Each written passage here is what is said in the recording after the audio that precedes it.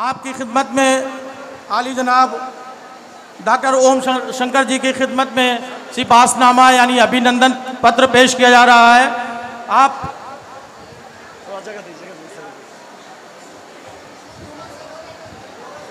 इसमें कोई दो राय नहीं है कि मिलते तो बहुत लोग हैं ज़िंदगी की राहों में, मिलते तो बहुत लोग हैं ज़िंदगी की राहों में, मगर हर किसी में आप जैसी बात नहीं होती।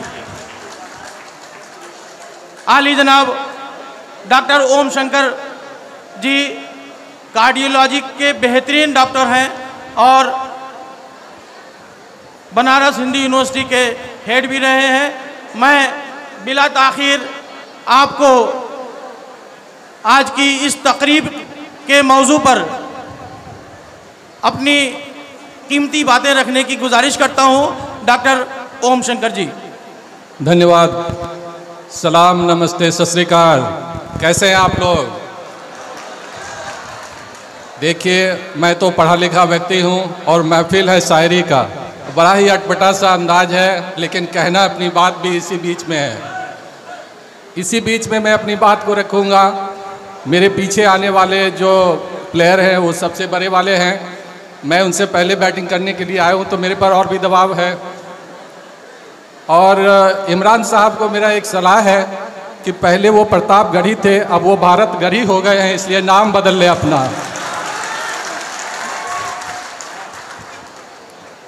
सबसे पहले मैं कुछ कहूँ, इससे पहले मैं यहाँ पर मौजूद लोगों से सवाल पूछना चाहता हूँ।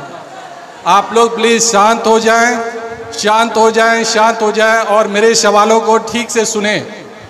यहाँ पर कितने ऐसे लोग हैं जिनके साथ अन्याय हुआ है, वो हाथ उठाकर बताएं। जिनके साथ अन्याय हुआ है, महिलाएं ऊपर में, किसी के साथ कोई अन्याय नहीं हुआ। ये बहुत ही अच्छी बात मुझे दिखाई दे रही है कि ऊपर में बैठी कोई भी हमारी बहनों के साथ कोई अन्याय नहीं हुआ। ऊपर पे बैठी हुई बहनें, क्या आप लोग के साथ कोई अन्याय हुआ कभी?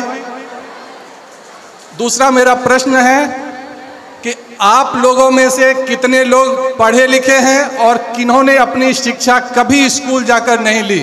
कोई ऐसे व्यक्ति हैं यहाँ पर जिन्होंने कभी शिक्षा नहीं ली? बहुत अच्छी बात है कि यहाँ पर ज़्यादातर लोग जो है, महफिल भी अच्छे हैं, पढ़े लिखे लोग भी हैं। लेकिन ये हमारे पास जो अभी देखिए जिस बिंदु पर मुझे बोलना है, उनका नाम है सामाजिक न्याय। और सामाजिक न्याय में शिक्षा की महत्वता। अब सवाल न्याय का है तो कुछ अन्याय का भी मामला होगा। आप लोगों को पता है कि अन्याय क्या होता है? कितने लोगों को पता है अन्याय क्या होता है? बहुत सही, बहुत लोगों को पता है। जिसको नहीं पता है उसको आसान भाषा में समझाया जा सकता है कि जहाँ जहाँ बुलडोजर चल रहा है, इस बुलडोजर को ही अन्याय कहते हैं।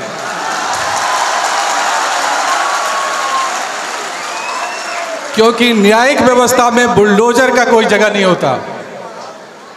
वहाँ पर न्यायिक व्यवस्था बनी हुई है, कोर्ट हैं, वकील हैं, जज हैं। हमारे देश में जब बाहर से भी कभी कोई आतंकवादी आए थे तो उनको भी कुछ वर्षों का समय दिया गया था इस न्यायिक व्यवस्था से गुजरकर अपनी बात कहने के लिए, अपने आप को निर्दोष साबित करने के लिए। और जब ऐसा नहीं हो रहा है तो मतलब इस देश के सभी नागरिकों के साथ आज अन्याय हो रहा है। अन्याय और न्याय, ये न्याय की जरूरत होती किसको है? जो वर्ग कमजोर होता है। पूरी दुनिया में सिर्फ दो ही तरह के लोग हैं, एक जो दूसरों का शोषण करते हैं और दूसरे जो उस शोषण के शिकार होते हैं। शोषक वर्ग को न्याय की आवश्यकता नहीं होती है। जो कमजोर, पीड़ित, लाचार, बीमार, कमजोर होते हैं, न्याय की उनको जरूरत होती है। और दूसरी चीज है समाज और सामाजिक। मैं ओम शंकर एक व्यक्ति के तौर पर एक व्यक्ति हूं, मैं समाज नहीं हूं। आप सबको मिलाकर अगर ओम शंकर भी साथ में खड़ा हो जाए तो ये समाज है। और इस समाज के साथ अगर कोई भी अन्याय करता है, चाहे वो बुलडोजर से करे या किसी और चीज से करे, भेदभाव से करे, यही सामाजिक अन्याय है। चाहे वो जाति के आधार पर करे, चाहे वो धर्म के आधार पर करे, चाहे शिक्षा के आधार पर करे या लिंग के आधार पर करे या क्षेत्रता के आधार पर करे, किसी भी आधार पर किसी भी व्यक्ति के साथ भेदभाव यही अन्याय है। यानी कि समाज है और समाज के आधार अन्याय है। और भारतीय समाज में हजारों सालों से इसकी जो व्यवस्था है सामाजिक अन्याय की व्यवस्था है। इसलिए इस सामाजिक अन्याय की व्यवस्था में न्याय की बहुत बड़ी जरूरत है। अब न्याय क्या है? न्याय वो है जो सही को सही और गलत को गलत किया जाए।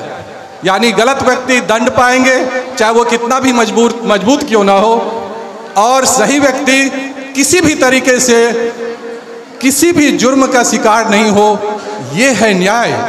और आज क्या हो रहा है? जो सबसे बड़े अपराधी उस सबसे बड़े पोस्ट पर, और जो सबसे ईमानदार वो जेलों के अंदर।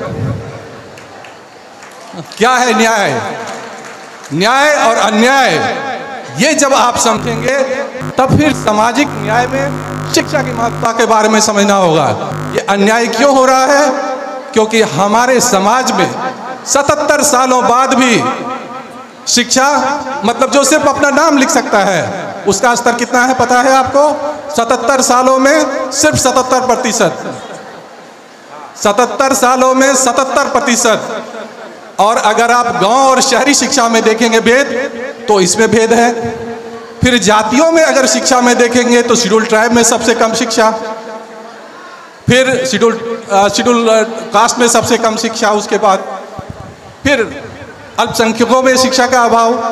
आपको पता है कि इस्लाम की सबसे बड़ी सीख क्या थी?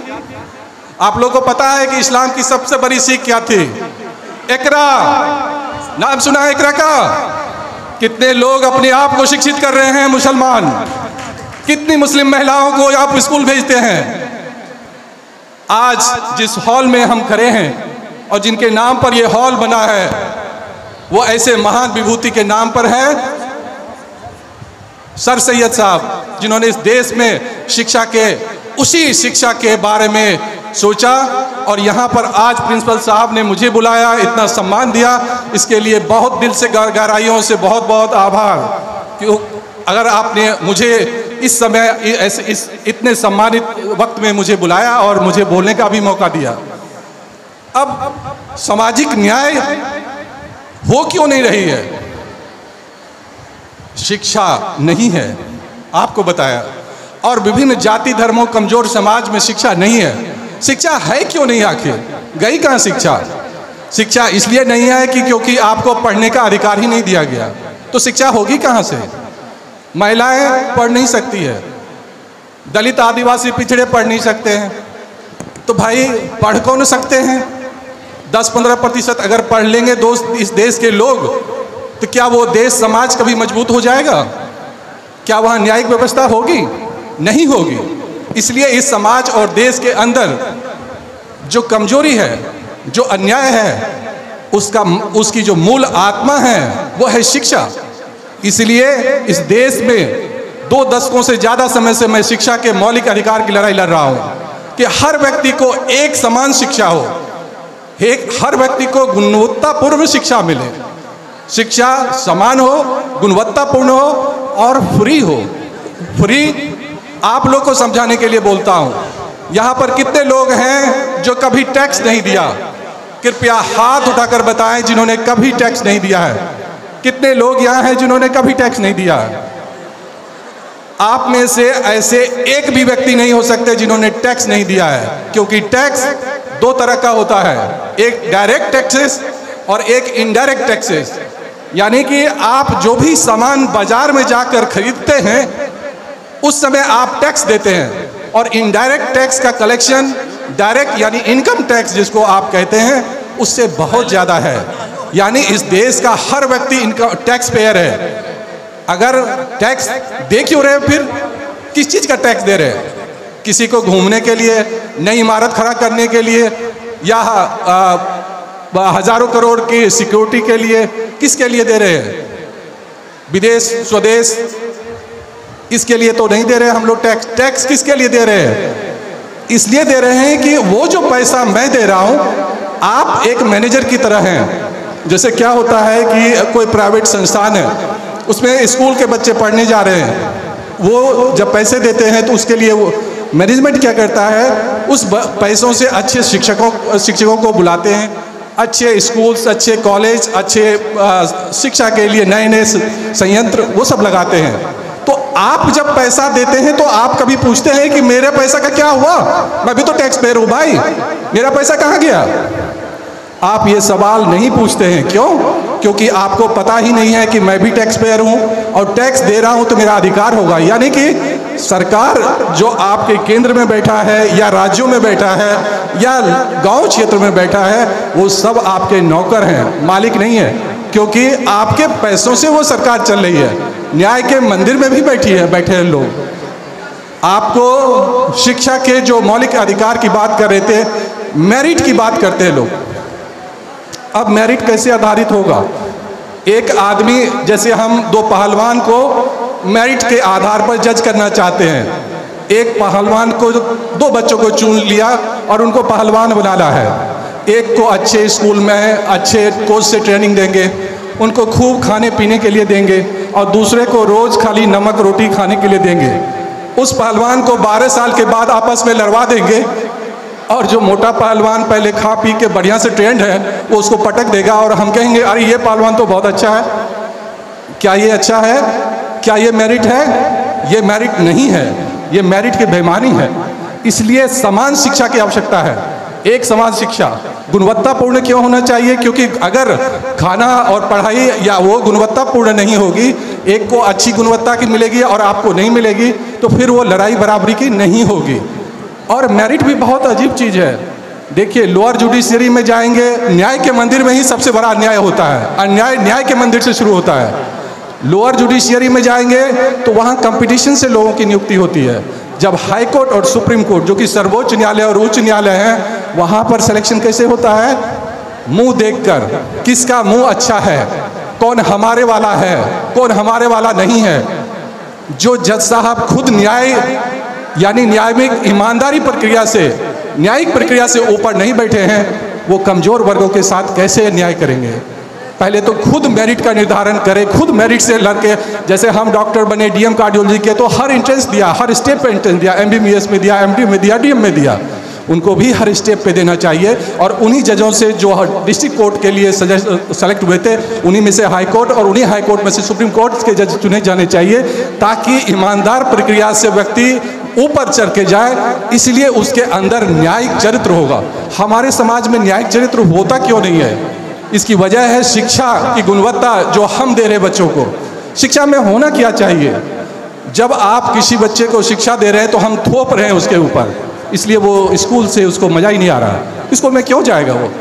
जब आप शिक्षा को उसके इंटरेस्ट का बना देंगे, उसमें उसकी भागीदारी होगी, वो निर्णय लेगा, तब वो शिक्षा के लिए स्कूल आएगा। इसको वहाँ पर कौन, कहाँ, क्यों, काहे, किस लिए, ये प्रश्न अगर उससे पूछेंगे, उसको पूछवाएंगे। और आज की नई तकनीक, आर्टिफिशियल इंटेलिजेंस, ये सब आ गया है, जो इस बैरियर को, आज जो कम पैसे हैं और ये है वो है, शिक्षा में आज तक आपके यहाँ एक्सपेंडिचर कितना है? 2.5% 3%। और उसके बाद आप अच्छे एक समाज के, शिक्षित समाज का निर्माण कैसे करेंगे? तो मेरे आंदोलन का पहला जो मांग है वो ये था कि इस देश में शिक्षा व्यवस्था जो है उस पर खर्च पूरे बजट का, चाहे केंद्र हो या राज्य हो, उसका 10% खर्च होना चाहिए, क्योंकि तभी हमारा समाज आगे बढ़ जाएगा। लेकिन हमारे यहाँ खर्च किस पर हो रहा है? अच्छे रोड के निर्माण पर हो रहा है खर्च, या राफेल खरीदने पे हो रहा है, या ऐसे ही आधुनिक पनडुब्बी और हेलीकॉप्टर खरीदने पे हो रहा है। तो व्यक्ति महत्वपूर्ण है समाज के अंदर, मनुष्य समाज में व्यक्ति महत्वपूर्ण है। पहले व्यक्ति को गुणवत्तापूर्ण शिक्षा और साथ में स्वास्थ्य के अधिकार देंगे तो वो एक मानव पूंजी का निर्माण करेगा। इसलिए स्वास्थ्य के मौलिक अधिकार की लड़ाई हमने लगातार 2 दशकों से जारी रखी है। स्वास्थ्य के मौलिक अधिकार का मतलब क्या होता है कि हर व्यक्ति अगर इलाज कराने के लिए अस्पताल में जाए, वो कहीं भी जाए, तो चूंकि उसने जो भी पैसे टैक्स के रूप में दिया है उसको इंश्योरेंस समझा जाए, शिक्षा को उसका इंश्योरेंस समझा जाए जो टैक्स दिया है, और उस इंश्योरेंस के तहत शिक्षा और स्वास्थ्य गुणवत्तापूर्ण मिले ताकि सबका जान बचे और इससे पॉकेट पर खर्च कम हो। क्योंकि शिक्षा और स्वास्थ्य की वजह से 5 करोड़ आदमी आपके सिर्फ स्वास्थ्य की वजह से 5 करोड़ आदमी आपके देश का हर साल गरीब हो जाता है। इसी तरह लगभग इतना ही शिक्षा की वजह से। तो आपके यहाँ क्या है, अनाज दे दिया यानी गरीबी दूर हो गई। अनाज से गरीबी दूर नहीं होगी, आत्मनिर्भरता से गरीबी दूर होगी। उसको लायक बनाना होगा। लायक कैसे बनेगा? शिक्षा यानी स्वस्थ एक मनुष्य का निर्माण करेगा जिसमें स्वस्थ दिमाग होगा, उसमें अच्छी गुणवत्तापूर्ण शिक्षा देंगे तो वो क्वालिटी एजुकेशन यानी वो पूंजी का निर्माण हो जाएगा और वो पूंजी खुद आत्मनिर्भर होगा। हम समाज में जब तक इस स्वास्थ्य और शिक्षा के मौलिक अधिकार को नहीं देंगे, हमारा समाज गरीब, कमजोर, लाचार और बीमार रहेगा। कमजोर वर्ग कमजोर रहेगा, उच्च ऊपर के वर्ग और नीचे के बीच की खाड़ियाँ बढ़ती रहेगी और समाज कमजोर से समाज कमजोर और होता रहेगा। इसीलिए स्वास्थ्य और शिक्षा पर 10-10% खर्च किया जाए और किसानों पर बाकी 10% खर्च किया जाए। इसी तरह से हम अपने देश के नए देश के मजबूत नींव से मजबूत नींव का निर्माण कर सकते हैं और एक नए मजबूत और संगठित राष्ट्र का निर्माण कर सकते हैं। Thank you so much.